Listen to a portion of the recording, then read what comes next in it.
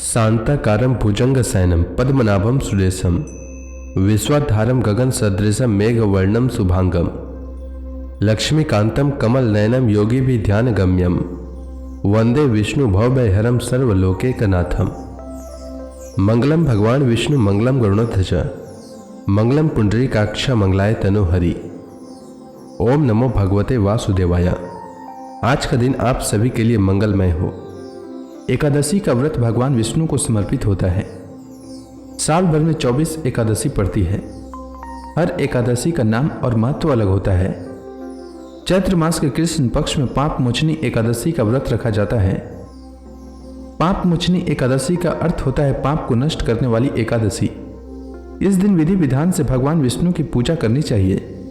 पाप मोचनी एकादशी के दिन किसी की निंदा और झूठ बोलने से बचना चाहिए। इस व्रत को करने से अनेक प्रकार के घोर पापों के दोष से मुक्ति मिलती है। आइए सुनते हैं पाप मोचनी एकादशी व्रत की कथा। सब धर्मों के ज्ञाता, वेद और शास्त्रों के अर्थ ज्ञान में पारंगत, सबके हृदय में रमन करने वाले श्री विष्णु के तत्व को जानने वाले तथा भागवत परायण प्रहलाद जी जब सुखपूर्वक बैठे हुए थे, उस समय उनके समीप स्वधर्म का पालन करने वाले महर्षि कुछ पूछने के लिए आए। महर्षियों ने कहा, प्रहलाद जी, आप कोई ऐसा साधन बताइए जिससे ज्ञान, ध्यान और इंद्रिय निग्रह के बिना ही अनायास भगवान विष्णु का परम पद प्राप्त हो जाता है। उनके ऐसा कहने पर संपूर्ण लोगों के हित के लिए उद्धत रहने वाले विष्णु भक्त महाभाग प्रहलाद जी ने संक्षेप में इस प्रकार कहा, महर्षियों, जो 18 पुराणों का सार से भी सारतर तत्व है, जिसे कार्तिकेय जी के पूछने पर भगवान शंकर ने उन्हें बताया था, उसका वर्णन करता हूं, सुनिए। महादेव जी कार्तिकेय से बोले, जो कली में एकादशी की रात में जागरण करते समय वैष्णव शास्त्र का पाठ करता है, उसके कोटि जन्मों के किए हुए 4 प्रकार के पाप नष्ट हो जाते हैं। जो एकादशी के दिन वैष्णव शास्त्र का उपदेश करता है, उसे मेरा भक्त जानना चाहिए। जिसे एकादशी के जागरण में निद्रा नहीं आती तथा जो उत्साह पूर्वक नाचता और गाता है, वह मेरा विशेष भक्त है। मैं उसे उत्तम ज्ञान देता हूँ और भगवान विष्णु मोक्ष प्रदान करते हैं। अतः मेरे भक्त को विशेष रूप से जागरण करना चाहिए। जो भगवान विष्णु से वैर करते हैं, उन्हें पाखंडी जानना चाहिए। जो एकादशी को जागरण करते हैं और गाते हैं, उन्हें आधे निमेष में अग्निष्टोम और अतिरात्र यज्ञ के समान फल प्राप्त होता है। जो रात्रि जागरण में बारंबार भगवान विष्णु के मुखार बिंद का दर्शन करते हैं, उनको भी वही फल प्राप्त होता है। जिनके वंश के लोग एकादशी की रात में जागरण करते हैं, वही धन्य हैं। जिन्होंने एकादशी को जागरण किया है, उन्होंने यज्ञ, दान, गया श्राद्ध और नित्य प्रयाग स्नान कर लिया। उन्हें सन्यासियों का पुण्य भी मिल गया और उनके द्वारा इष्टपूर्त कर्मों का भी भली भांति पालन हो गया। षडानन, भगवान विष्णु के भक्त जागरण सहित एकादशी व्रत करते हैं, इसलिए वे सदा ही मुझे विशेष प्रिय हैं। जिसने वर्धनी एकादशी की रात में जागरण किया है, उसने पुनः प्राप्त होने वाले शरीर को स्वयं ही भस्म कर दिया। जो एकादशी की रात को जागरण करता है, वह भगवान विष्णु के स्वरूप में लीन हो जाता है।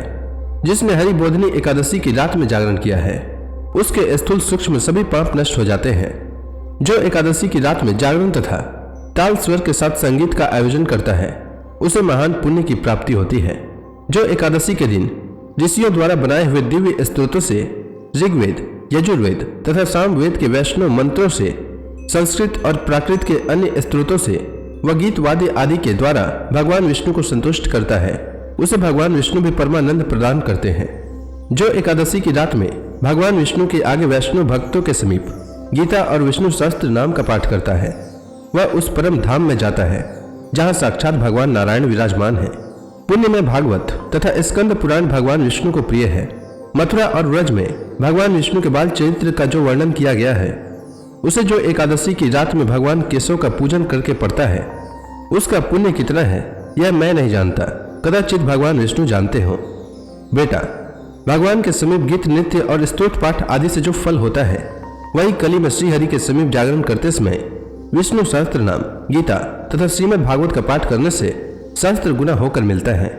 जो श्रीहरि के समीप जागरण करते समय रात में दीपक जलाता है, उसका पुण्य 100 कल्पों में भी नष्ट नहीं होता। जो जागरण काल में मंजरी सहित तुलसी दल से भक्ति पूर्वक श्रीहरि का पूजन करता है, उसका पुनः इस संसार में जन्म नहीं होता। स्नान, चंदन, लेप, धूप, दीप, नैवेद्य और तांबुल यह सब जागरण काल में भगवान को समर्पित किया जाए तो उससे अक्षय पुण्य होता है। कार्तिकेय, जो भक्त मेरा ध्यान करना चाहता है वह एकादशी की रात्रि में श्रीहरि के समीप भक्ति पूर्वक जागरण करे। एकादशी के दिन जो लोग जागरण करते हैं उनके शरीर में इंद्र आदि देवता आकर स्थित हो जाते हैं। जो जागरण काल में महाभारत का पाठ करते हैं वे उस परम धाम में जाते हैं जहां सन्यासी महात्मा जाया करते हैं। जो उस समय श्री रामचंद्र जी का चरित्र दशकंठ वध पढ़ते हैं वे योग वेताओं की गति को प्राप्त होते हैं। जिन्होंने श्रीहरि के समीप जागरण किया है उन्होंने 4 वेदों का स्वाध्याय, देवताओं का पूजन, यज्ञों का अनुष्ठान तथा सब तीर्थों में स्नान कर लिया। श्री कृष्ण से बढ़कर कोई देवता नहीं है और एकादशी व्रत के समान दूसरा कोई व्रत नहीं है। जहां भागवत शास्त्र है, भगवान विष्णु के लिए जहां जागरण किया जाता है और जहां शालिग्राम शिला स्थित होती है वहां साक्षात भगवान विष्णु उपस्थित होते हैं। पाप मोचनी एकादशी व्रत की कथा के अनुसार एक बार महाराज युधिष्ठिर ने भगवान श्री कृष्ण से कहा, हे कमल नयन, मैं ज्यों-ज्यों एकादशियों के व्रतों की कथाएं सुन रहा हूं त्यों-त्यों अन्य एकादशियों के व्रतों की कथाएं सुनने की मेरी जिज्ञासा बढ़ती ही जा रही है। हे मधुसूदन, अब कृपा कर आप चैत्र माह के कृष्ण पक्ष की एकादशी के विषय में बतलाइए। इस एकादशी का नाम क्या है, इसमें कौन से देवता का पूजन किया जाता है तथा इस व्रत का क्या विधान है। हे श्री कृष्ण, यह सब आप मुझे विस्तार पूर्वक बताने की कृपा करें। भगवान श्री कृष्ण ने कहा, हे युधिष्ठिर, एक बार यही प्रश्न पृथ्वीपति मानधाता ने लोमस ऋषि से किया था। जो कुछ लोमस ऋषि ने राजा मानधाता को बताया था वही मैं तुमसे कह रहा हूं। राजा मानधाता ने धर्म के गुहितम रहस्यों के ज्ञाता महर्षि लोमस से पूछा, हे ऋषि श्रेष्ठ, मनुष्य के पापों का मोचन किस प्रकार संभव है? कृपा कर कोई ऐसा सरल उपाय बताएं जिससे सहज ही पापों से छुटकारा मिल जाए। महर्षि लोमस ने कहा, हे नृपति, चैत्र मास के कृष्ण पक्ष की एकादशी का नाम पाप मोचनी एकादशी है। उसके व्रत के प्रभाव से मनुष्यों के अनेक पाप नष्ट हो जाते हैं। मैं तुम्हें इस व्रत की कथा सुनाता हूं, ध्यानपूर्वक श्रवण करो। प्राचीन समय में चैत्र रथ नामक एक वन था। उसमें अप्सराएं किन्नरों के साथ विहार किया करती थीं। वहां सदैव वसंत का मौसम रहता था, अर्थात उस जगह सदा नाना प्रकार के पुष्प खिले रहते थे। कभी गंधर्व कन्याएं विहार किया करती थी, कभी देवेंद्र अन्य देवताओं के साथ क्रीड़ा किया करते थे। उसी वन में मेधावी नाम के एक ऋषि भी तपस्या में लीन रहते थे। वे शिव भक्त थे। एक दिन मंजू घोषा नामक एक अप्सरा ने उनको मोहित कर उनकी निकटता का लाभ उठाने की चेष्टा की।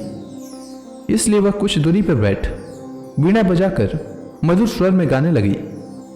उसी समय शिव भक्त महर्षि मेधावी को कामदेव भी जीतने का प्रयास करने लगे। उस समय महर्षि मेधावी भी युवावस्था में थे और काफी हृष्ट पुष्ट थे। उन्होंने यज्ञोपवी तथा दंड धारण कर रखा था। वे दूसरे कामदेव के समान प्रतीत हो रहे थे। उस मुनि को देखकर कामदेव के वश में हुई मंजू घोषा ने धीरे धीरे मधुर वाणी से वीणा पर गान शुरू किया तो महर्षि मेधावी भी मंजू घोषा के मधुर गाने पर तथा उसके सौंदर्य पर मोहित हो गए। वह अप्सरा मेधावी मुनि को कामदेव से पीड़ित जानकर उनसे आलिंगन करने लगी।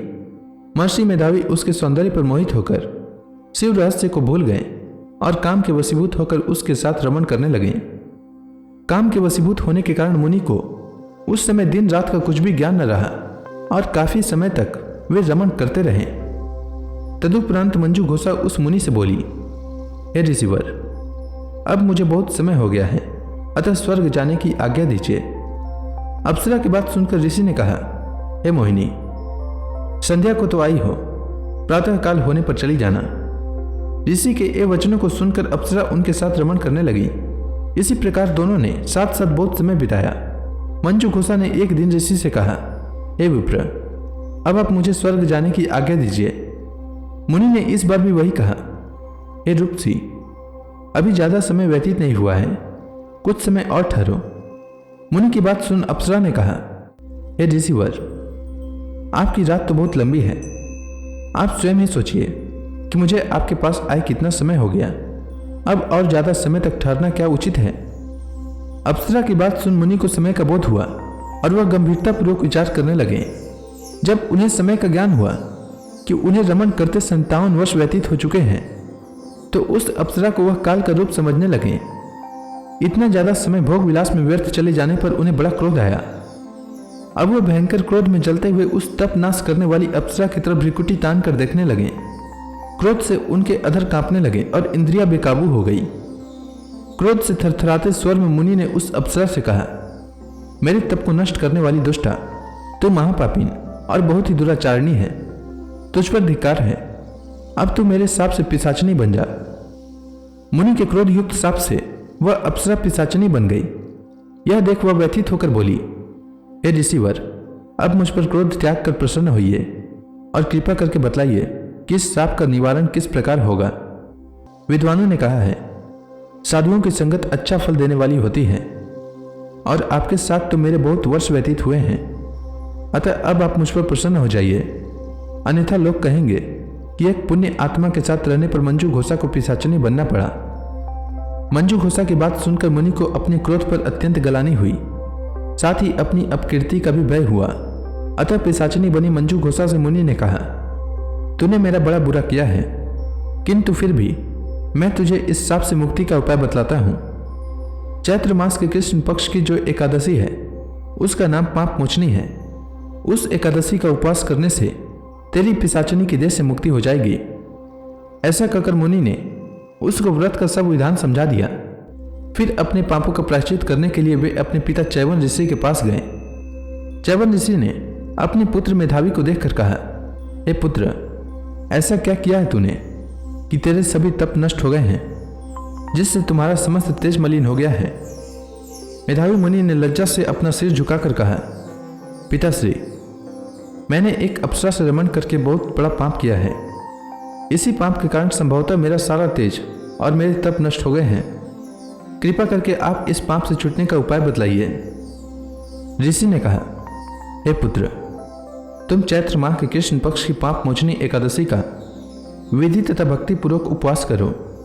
इससे तुम्हारे सभी पाप नष्ट हो जाएंगे। अपने पिता चैवन ऋषि के वचनों को सुनकर मेधावी मुनि ने पाप मोचनी एकादशी का विधि पूर्वक व्रत किया।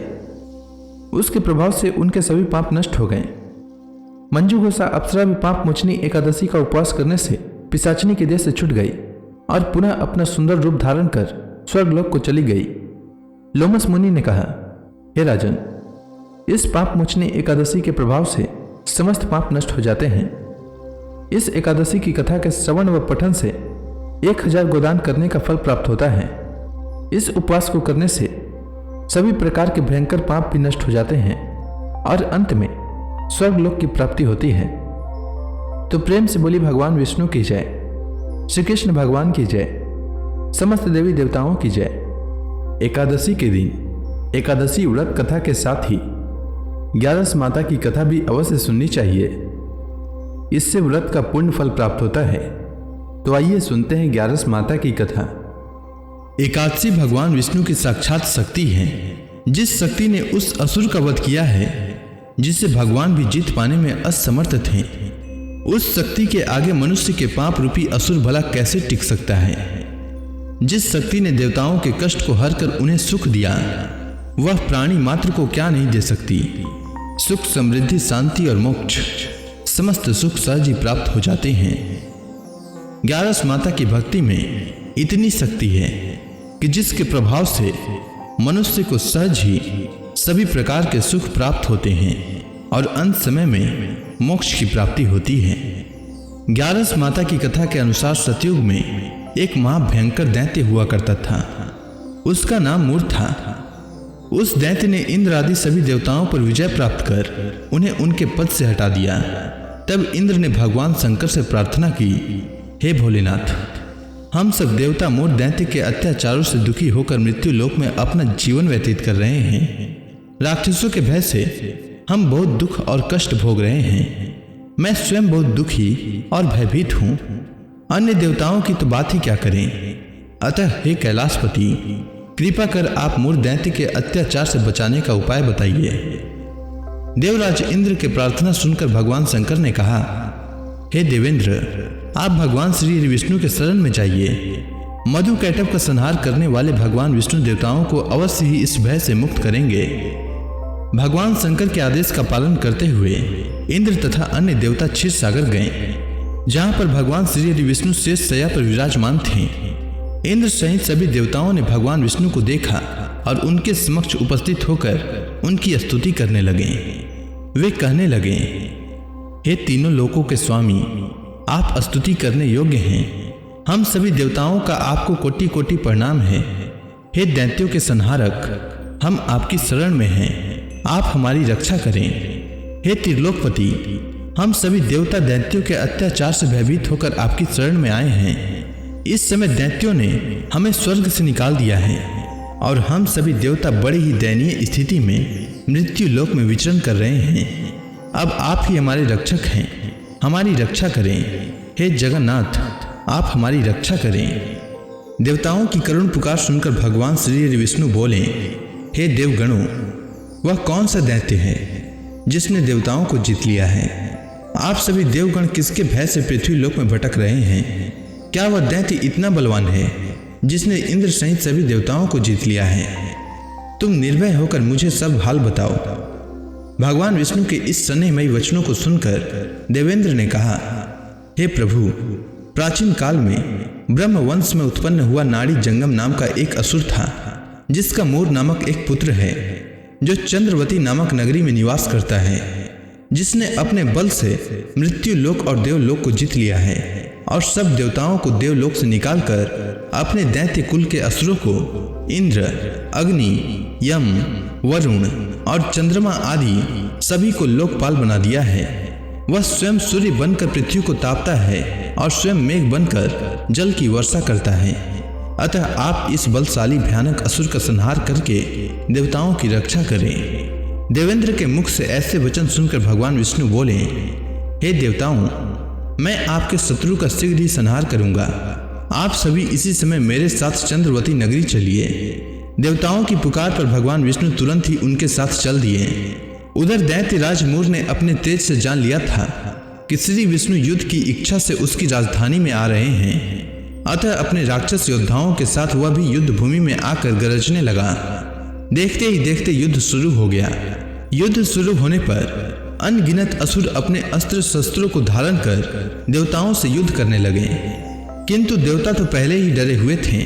वह अधिक देर तक राक्षसों का सामना न कर सके और भाग खड़े हुए। तब भगवान विष्णु स्वयं युद्ध भूमि पर आ गए। दैत्य पहले से भी ज्यादा जोश में भरकर भगवान विष्णु से युद्ध करने लगे। वे अपने अस्त्र शस्त्रों से उन पर भयानक प्रहार करने लगे। दैत्यों के आक्रामक वारों को श्री हरि विष्णु अपने चक्र और गदा के प्रहारों से नष्ट करने लगे। इस युद्ध में अनेक दैत्य सदा के लिए मृत्यु की गोद में समा गए, किंतु दैत्यराज मूर भगवान विष्णु के साथ निश्चल भाव से युद्ध करता रहा। उसका तो जैसे अभी बाल भी बांका नहीं हुआ था। वह बिना डरे युद्ध कर रहा था। भगवान विष्णु मूर को मारने के लिए जिन जिन शस्त्रों का प्रयोग करते, वे सब उसके तेज से नष्ट होकर उस पर पुष्पों के समान गिरने लगते।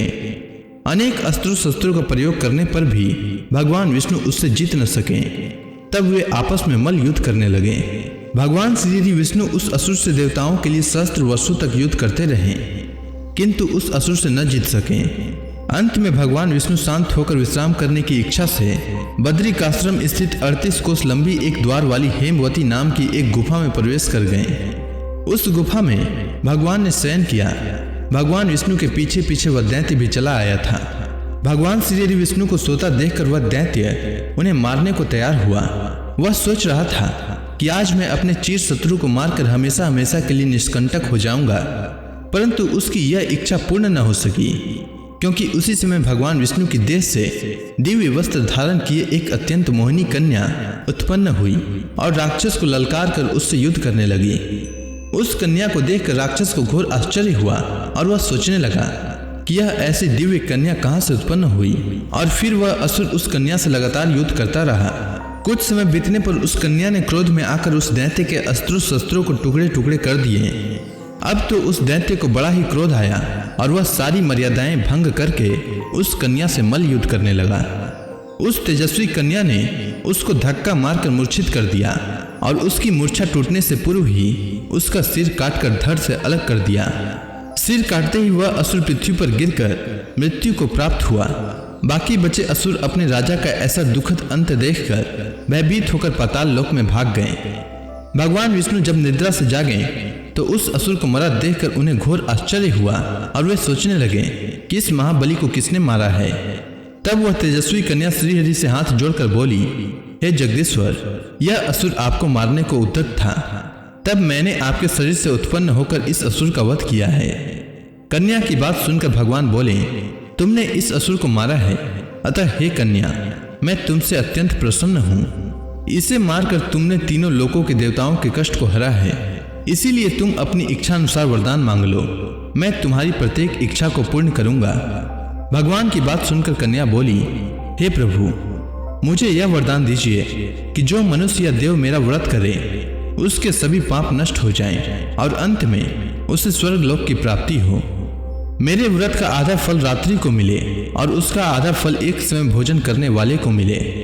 जो श्रद्धालु भक्ति पूर्वक मेरे व्रत को करे वे निश्चय ही वैकुंठ लोक को प्राप्त करे। जो मनुष्य मेरे व्रत में दिन तथा रात्रि को एक बार भोजन करे वह धन धान्य से भरपूर रहे। कृपा करके मुझे ऐसा वरदान दीजिए। भगवान श्री विष्णु ने कहा, हे कन्या, ऐसा ही होगा। मेरे और तुम्हारे भक्त एक ही होंगे और अंत में संसार में प्रसिद्धि को प्राप्त होकर मेरे लोक को प्राप्त करेंगे। हे कल्याणी, तुम एकादशी को पैदा हुई हो, इसीलिए तुम्हारा नाम भी एकादशी हुआ, तथा जो मनुष्य इस दिन व्रत करेंगे उनके समस्त पाप समूल नष्ट हो जाएंगे। तुम मेरे लिए अब तीज, अष्टमी, नवमी और 14 से भी अधिक प्रिय हो। तुम्हारे व्रत का फल सब तीर्थों के फल से भी महान होगा। यह मेरा अकाट्य कथन है। इतना कहकर भगवान श्री विष्णु उसी स्थान पर अंतर ध्यान हो गए। अब आप सभी भक्तगण हाथ जोड़कर भगवान श्री हरि का ध्यान करें। आरती होने वाली है। ओम जय एकादशी माता, मैया जय एकादशी माता। विष्णु पूजा व्रत को धारण करके, विष्णु पूजा व्रत को धारण करके शक्ति मुक्ति पाता। ओम जय एकादशी माता। तेरे नाम गिनाऊं देवी, भक्ति प्रदान करनी, भक्ति प्रदान करनी। गण गौरव की देनी माता, गण गौरव की देनी माता, शास्त्रों में बरनी। ओम जय एकादशी माता। मार्गशीर्ष कृष्ण पक्ष की उत्पन्ना, विश्व तारणी जननी, मैया विश्व तारणी जननी। शुक्ल पक्ष में हुई मोक्षदा, शुक्ल पक्ष में हुई मोक्षदा, मुक्तिदाता बन के भरनी। ओम जय एकादशी माता। पौष के कृष्ण पक्ष की सफला नामक है, शुक्ल पक्ष में होए पुत्रदा, आनंद अधिक रहे। ओम जय एकादशी माता। नाम सट तिला माघ मास में कृष्ण पक्ष आवे, मैया कृष्ण पक्ष आवे। शुक्ल पक्ष में जया कहावे, शुक्ल पक्ष में जया कहावे, विजय सदा पावे। ओम जय एकादशी माता। विद्या फाल्गुन कृष्ण पक्ष में शुक्ला अमला की, मैया शुक्ला अमला की। पाप मोचनी कृष्ण पक्ष में चैत्र महाबली की। ओम जय एकादशी माता। चैत्र शुक्ल में नाम कामदा, धन देने वाली, मैया धन देने वाली। नाम बरूथनी कृष्ण पक्ष में बैसाख माहवाली। ओम जय एकादशी माता। शुक्ल पक्ष में होए मोहिनी, अपराज्येष्ठ कृष्ण पक्षी, मैया अपराध ज्येष्ठ कृष्ण पक्षी नाम निर्जला सब सुख करनी शुक्ल पक्ष रखी। ओम जय एकादशी माता योगिनी नाम आषाढ़ में जानो कृष्ण पक्ष करनी मैया कृष्ण पक्ष करनी। देव सैनी नाम कहायो शुक्ल पक्ष धरनी। ओम जय एकादशी माता कामिका श्रावण मास में आवे कृष्ण पक्ष कहिए श्रावण शुक्ला होए पवित्र आनंद से रहिए। ओम जय एकादशी माता अजा भाद्रपद कृष्ण पक्ष की परिवर्तनी शुक्ला मैया परिवर्तनी शुक्ला इंद्राश्विन कृष्ण पक्ष में व्रत से भव सागर निकला। ओम जय एकादशी माता पापांकुश है शुक्ल पक्ष में आप हरण हारी मैया आप हरण हारी। रमा मास कार्तिक में आवे सुखदायक भारी। ओम जय एकादशी माता देवोत्थान शुक्ल पक्ष की दुख नाशक मैया पावन मास में करो विनती पार करो नैया। ओम जय एकादशी माता परमा कृष्ण पक्ष में होती जन मंगल करनी मैया जन मंगल करनी। शुक्ल मास में होए पधिनी दुख दरिद्र हरनी। ओम जय एकादशी माता जो कोई आरती एकादशी की भक्ति सहित गावे मैया भक्ति सहित गावे जन गुरुदिता स्वर्गवासा निश्चय वह पावे। ओम जय एकादशी माता। तो प्रेम से बोलिए विष्णु भगवान की जय, माता लक्ष्मी की जय।